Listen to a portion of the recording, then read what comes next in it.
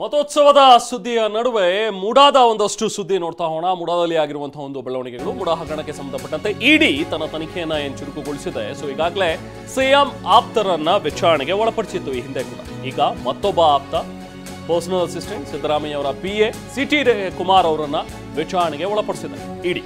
ಸಿದ್ದರಾಮಯ್ಯ ಅವರ ಆಪ್ತ ಸಹಾಯಕರಾಗಿರುವಂತಹ ಸಿಟಿ ಕುಮಾರ್ ವಿಚಾರಣೆ ನಡೆದಿದೆ. ಬೆಂಗಳೂರಿನ ಇಡಿ ಕಚೇರಿಯಲ್ಲಿ ಸಿಟಿ ಕುಮಾರ್ ವಿಚಾರಣೆ ನಡೀತಾರೆ. ಪಾರ್ವತಿ ಅವರಿಗೆ ನೀಡಿದಂತಹ 14 ಸೈಟ್ಗಳ ಬಗ್ಗೆ ಪ್ರಶ್ನೆಗಳ ಸುರಿಮಳೆಗರೆದಿದ್ದಾರೆ ಇಡಿ ಅಧಿಕಾರಿಗಳು. ಪಾರ್ವತಿಯವರ ಪತ್ರಕ್ಕೆ ಕುಮಾರ್ ಸಹಿ ಹಾಕಿದ್ರು. ಹಾಗಾಗಿ ಅವರನ್ನ ಕರೆಸಿ ಈಗ ವಿಚಾರಣೆಗೆ ಒಳಪಡಿಸಿದ್ದಾರೆ. ನಕಲಿ ಸಹಿ ಬಗ್ಗೆ ತೀವ್ರ ವಿಚಾರಣೆಯನ್ನು ನಡೆಸ್ತಾ ಇದ್ದಾರೆ ಇಡಿ ಅಧಿಕಾರಿಗಳು. ಸಿಎಂ ಆಪ್ತ ಸಹಾಯಕ ಸಿಟಿ ಕುಮಾರ್ ಅಲಿಯಾಸ್ ದಿನೇಶ್ ಕುಮಾರ್ ಅವರನ್ನ ಇವತ್ತು ವಿಚಾರಣೆಗೆ ಹಾಜರಾಗುವಂತೆ ತಿಳಿಸಿದ್ರು. ಅದರಂತೆ ಇವತ್ತು ಬೆಂಗಳೂರಿನ ಶಾಂತಿನಗರದಲ್ಲಿರುವಂತಹ ಇಡಿ ಕಚೇರಿಗೆ ಬಂದಿರುವಂತಹ ಸಿಟಿ ಕುಮಾರ್ ಅವರನ್ನ ವಿಚಾರಣೆಗೆ ಒಳಪಡಿಸಿದ್ದಾರೆ ಇಡಿ ಅಧಿಕಾರಿಗಳು.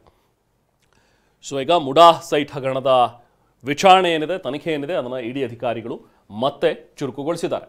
ಕಳೆದ ವಾರ ಕೂಡ ಒಂದಷ್ಟು ಜನರನ್ನ, ಒಂದಷ್ಟು ಬಿಲ್ಡರ್ಸ್, ಒಂದಷ್ಟು ಜನ ಕನ್ಸ್ಟ್ರಕ್ಟರ್ಸ್ ಇವರೆಲ್ಲರನ್ನೂ ಕೂಡ ಕರೆಸಿ ವಿಚಾರಣೆಗೆ ಒಳಪಡಿಸಿದಂತಹ ಇಡಿ ಅಧಿಕಾರಿಗಳು. ಹಾಗೆ ಸಿಎಂ ಆಪ್ತರನ್ನ ಕೂಡ ಕರೆಸಿದ್ರು. ಅವ್ರನ್ನ ಕೂಡ ವಿಚಾರಣೆಗೆ ಒಳಪಡಿಸಲಾಗಿತ್ತು.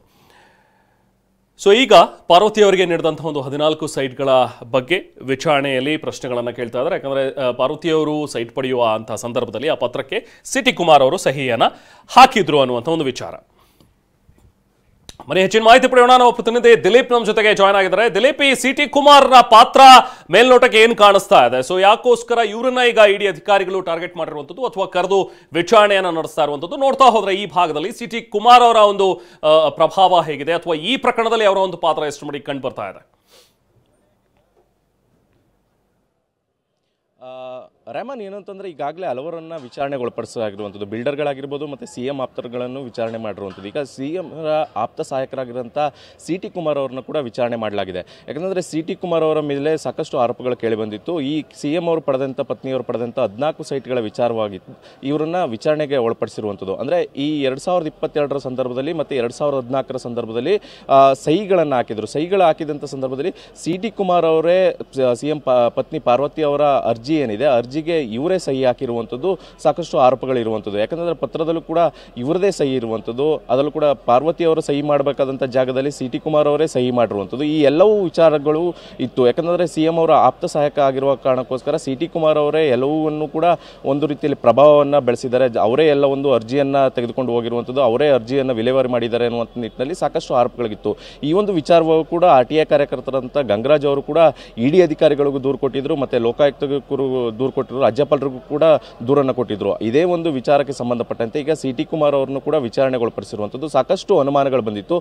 ಆ ಎಲ್ಲ ಅನುಮಾನಗಳು ಏನೆಲ್ಲ ಇದೆ ಮತ್ತು ಪ್ರಭಾವ ಬೆಳೆಸಿದ್ದಾರೆ ಅನ್ನುವಂಥದ್ದು ವಿಚಾರಗಳು ಏನೆಲ್ಲ ಇದೆ, ಆ ಎಲ್ಲ ವಿಚಾರಗಳನ್ನು ಇಟ್ಟುಕೊಂಡು ಈಗ ಇವರನ್ನ ಎಂಕ್ವೈರಿ ಮಾಡಿರುವಂಥದ್ದು. ಒಟ್ಟಾರೆಯಾಗಿ ದಿನೇ ದಿನೇ ಹಲವರನ್ನು ವಿಚಾರಣೆ ಮಾಡ್ತಾ ಇರುವಂಥದ್ದು. ಅಲ್ಲೂ ಕೂಡ 14 ಸೈಟ್ಗಳ ವಿಚಾರಗಳು ಏನು ಬರ್ತಾ ಇದೆ, 14 ಸೈಟ್ಗಳನ್ನು ಪಡೆದಂಥ ವಿಚಾರವಾಗಿ ಸಾಕಷ್ಟು ಜನರನ್ನು ಕೂಡ ವಿಚಾರಣೆ ಮಾಡಿರುವಂಥದ್ದು. ಅದರಲ್ಲೂ ಕೂಡ ಈಗ ಪ್ರಮುಖವಾದಂಥ ವಿಚಾರ ಅಂತಂದರೆ ಸಿಟಿ ಕುಮಾರ್ ಅವರು, ಅದರಲ್ಲೂ ಕೂಡ ಈಗಾಗಲೇ CM ಅವ್ರಿಗೂ ಕೂಡ ನೋಟಿಸ್ ಬರುತ್ತೆ ಅಂತ ಹೇಳಲಾಗ್ತಾ ಇದೆ. ಆದರೆ ಯಾವ ಕ್ಷಣದಲ್ಲೂ ಕೂಡ CM ಅವ್ರಿಗೂ ಕೂಡ ಇಡಿಯಿಂದ ನೋಟಿಸ್ ಬರ್ಬೋದು. ಆದರೆ ಈಗ ಅವರ ಆಪ್ತ ವಲಯದಲ್ಲಿ ಯಾರೆಲ್ಲ ಇದ್ರು ಅವ್ರಿಗೆ ಈಗ ವಿಚಾರಣೆಗೊಳಪಡಿಸಿರುವಂಥದ್ದು. ರೆಹಮಾನ್.